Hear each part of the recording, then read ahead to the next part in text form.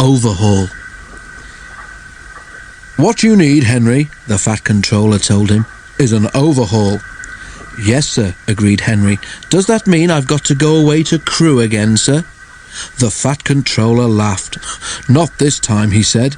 "You won't believe this, Henry, but nowadays the people at Crewe couldn't do the work you need." Henry stared, and the Fat Controller laughed again.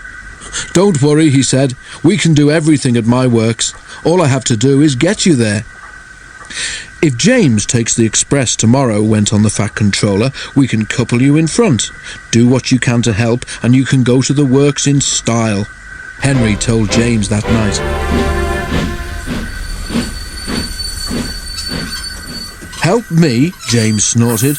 "I don't need help. I can pull the express by myself, thank you. Overhaul indeed. 2 engines on 1 train is an overhaul, if you ask me." But the Fat Controller had already made the arrangements, so there was nothing James could do about it. Next morning, James backed onto the coaches in the big station. Henry followed and was coupled in front.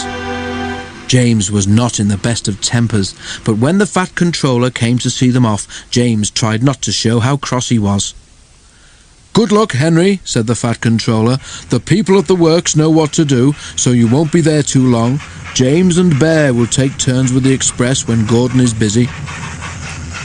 The express only stops once before it reaches the other railway, and that is at the works station. Because of his leaky smokebox, Henry could not help very much, but he saved his hardest effort for Gordon's Hill.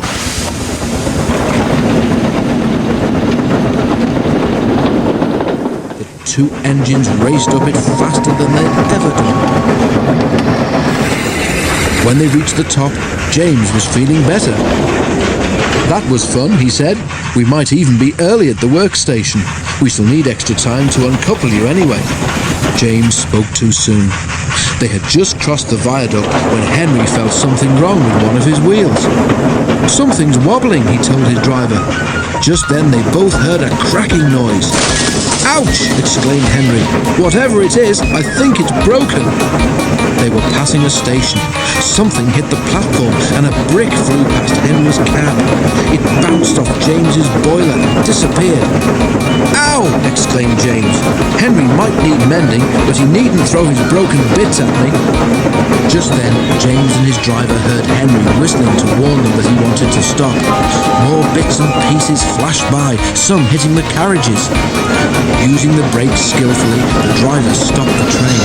Then, while the guard made sure that the train was protected behind, James's driver went to see if any passengers had been hurt by the flying debris.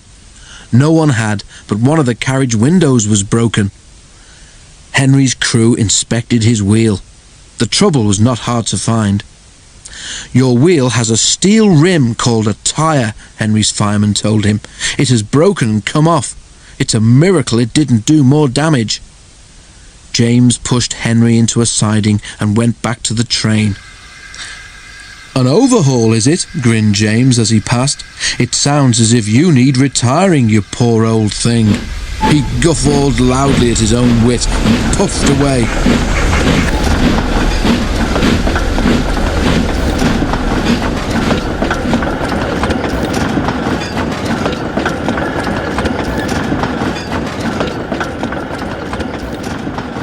Henry smiled to himself.